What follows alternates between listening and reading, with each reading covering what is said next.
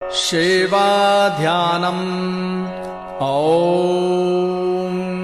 डिं डिं डिं कत डिम्ब डिम्ब डमरूपाणौ सदा यस्य वै फुं फुं फुं कत सर्पजाल हृदयं घं घं च घंटारवं वं वं वं कत वम्ब वम्ब वहनं कारुण्य पुण्यात्परं भं भं भं कत भम्ब भम्ब नयनं ध्यायेत् शिवं शङ्करं यावत्तोय धरा धरा धर धरा धारा धरा भूधरा यावत् चारु सुचारु चारु चमरं चामीकरं चामरं यावत् रावण राम राम रमणं रामायणे श्रूयतां तावत् भोग विभोग भोगमतुलं योगायते नित्यशः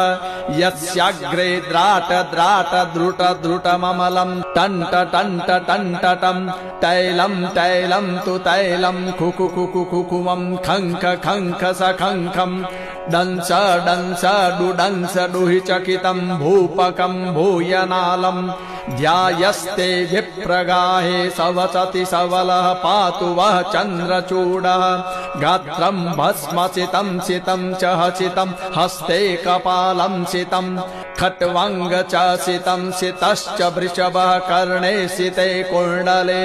गङ्गाफने सिता जटा पशुपतेश्च नद्रः सितो मूर्धनि सोऽयं सर्वसितो ददातु विभवं पापक्षयं सर्वदा इति शिवध्यानम्।